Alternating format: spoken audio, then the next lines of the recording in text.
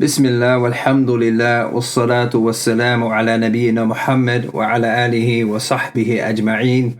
We welcome you all back to the fourth installment of al-Fawaa'id al-Fawzaaniyyah, bringing concise benefits from a great alim, from the great ulama of our time, Sheikh Salih al-Fawzan. May Allah preserve him and protect him.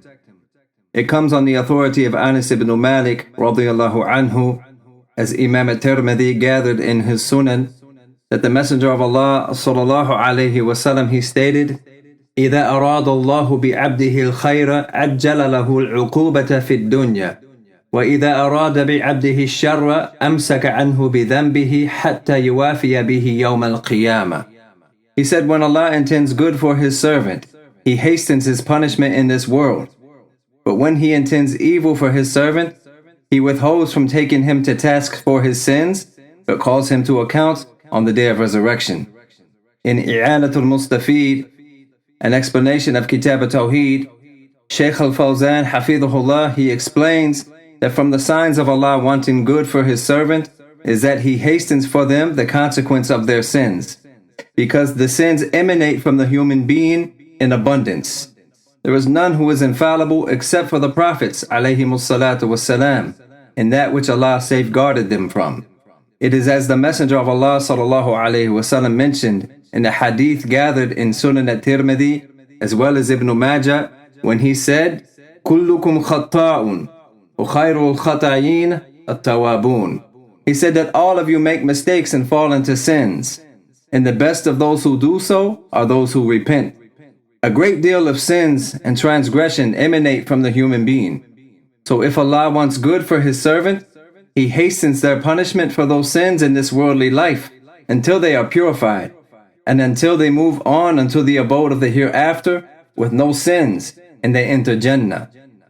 And if Allah intends evil for His servant, He withholds from him.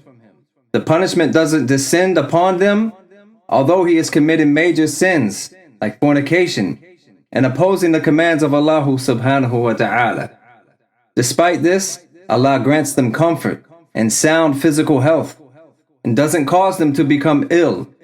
This is so that the sins remain upon them, and this is a sign of evil.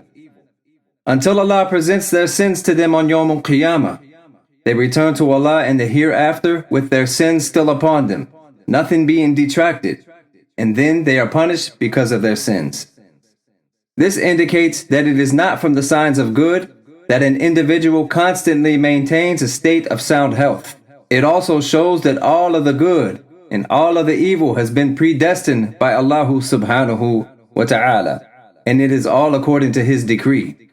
He determines good and evil from His wisdom, and nothing is decreed except due to that great wisdom as a test and a trial. That concludes the statement of the Shaykh. May Allah protect and preserve him. And may Allah protect and preserve all of the ulama of Ahlul Sunnah. And may the mercy of Allah be upon those ulama who have returned to Him. We ask Allah that He blesses us with knowledge and righteous actions. And we ask Allah to keep us steadfast and grant us safety and well-being, and to guide us to everything that He loves and is pleased with. هذا وصلى الله وسلم وبارك على نبينا محمد وعلى آله وصحبه أجمعين.